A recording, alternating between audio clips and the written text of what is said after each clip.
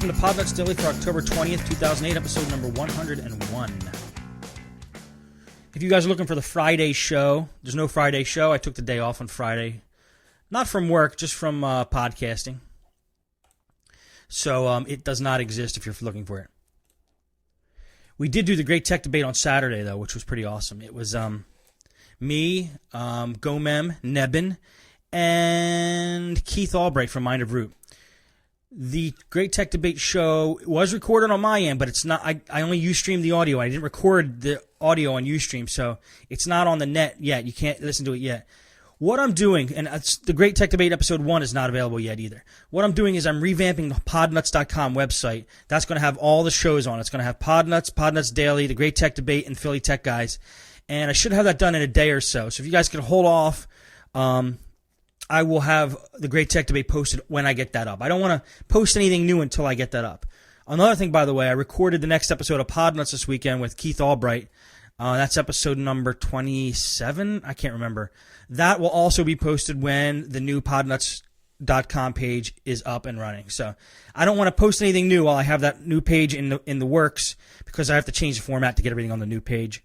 So that is what's happening with that stuff. So no new episodes for the next day or so for that stuff. Anyway, the Great Tech Debate will be happening again this Saturday, 1 p.m. Eastern Standard Time, if you can make it. If not, I will have the recordings. By the way, these recordings are hilarious, guys. It's picture a screen capture is what we're doing, a screen capture of Second Life of all four of us sitting on the couch. 3 of the guys this last week were drinking beers, and I never was able to figure out how to get a beer in my hand. So, virtual beers, not real beers. This isn't like Dignation or anything like that. All right, what did I do in the shop? Since I don't have any show notes, I'm going to do it from memory. Okay, let's see. Sony Vaio, guy brought in, and here's the situation. It was probably a 5-year-old machine or more, maybe 6 years old. It looked like it was dropped. Father brought it in and said it was his son. His son said, "Dad, it just needs a new power supply." So the guy called me on the phone. He's like, "My son said this needs a new power supply." And I said, "Just bring it in. I'll give you a free estimate. Just bring it in." I doubt it's a power supply, because he said some lights do come on the laptop.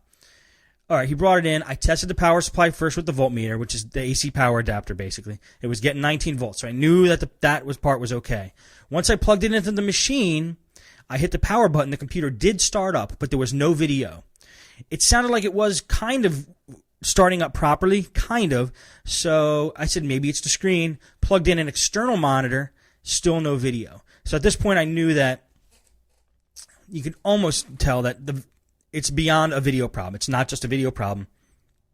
It could either be the video card on the motherboard or the motherboard itself. Those are the two main options. If he needs a new motherboard for this machine, it's going to run him about $300, including the labor. A 5-year or 6-year-old Vaio, I would recommend getting a new one, and that's what I did. I did tell him, though, I can do the job and find out exactly what's wrong with it. If he doesn't want to fix it, or if he can't fix it, I won't charge him the diagnostic fee, which, and again, I'm on a laptop. If I have to open that thing up and look at the motherboard, the diagnostic fee I charge for it is my full price. It's $79, because it takes a lot of time to open those laptops up and check the motherboard and all the components. So if a customer has a machine like this where I suspect it's the motherboard, but I can't tell unless I actually open the machine up, I say, look, it's going to charge $79. If you don't want to do the repair, you can trade in their system, and I won't charge you the $79. So I would basically be doing the work of inspecting the computer in exchange for keeping the computer if the guy does not want to pay for the price of the repair, which would mean if he needed a new motherboard or a new screen. I've been doing that lately, and then when I do get some extra time, I go back and look at all the old junked up laptops that people have traded in. I replace the part that needs to be replaced, and then I resell the laptop. So it does work out for me, or I could break down the parts and I sell the parts on eBay, and you could usually make up maybe $100 or more on the parts if it has a good screen, good keyboard, good hard drive, the RAM is there. So you could break it up and sell it off for parts too. Had another Sony Vaio come in, a real nice one, only 14 months old. When a customer comes in with a 14-month-old computer, and this happens all the time, they just missed their warranty. Manufacturer warranty goes, and then something happens to their computer. They come in all the time. This particular model was a beautiful Sony Vaio laptop. Cost the guy $1,400 when he bought it new, and now it's dead as a doornail. You plug the power adapter in, no power at all. Doesn't even start up, no lights or anything on the computer. So the thing I do when I get a computer like this, again, check the AC adapter. Make sure that there's voltage getting through the AC adapter. If there is voltage, then you know you're probably dealing with a power problem in the computer. It could be power jack, but the jack seemed like it was intact. You could usually tell if a jack is bad, if it's loose in there, sliding all around, moving all around, or just jiggle it, and sometimes it works and sometimes it doesn't. On this one, if we jiggled it, this still was dead as a doornail. So I have a strong suspicion it's the motherboard. Since he spent so much money on the computer and it's almost still new, he is going to put out the money and get a new motherboard. Probably going to be on a Vaio like that, a $300 or $400 job. But if you put out that much money on a laptop, it might be worth it to fix it. What else do we have going? A couple virus, 2 computers, in fact. 2 desktops. One was from me and one was from another guy down the street who brought his computer up. He owns an electronics shop down the street, and he had a same exact situation happen with him. I put a brand new drive in a desktop for a customer. I reloaded Windows, installed AVG on the machine. Guy took it home, calls me the next day, and he says this: "My kids just told me that as soon as they turned the computer on, there was a virus. Like right after they turned it on, they got a virus." And it was impossible because it was a brand new hard drive. We just installed Windows. We didn't go surfing. We didn't do LimeWire at the shop. So right off the bat, I knew that his kids immediately downloaded a virus. So I tried to relay this to him in the best way possible. I said, "Look, if you want, you could bring it in. I'll take a look at it and I'll see where your kids went. Maybe they went to a website where they got a virus. If they're downloading songs and stuff, they could also get a virus."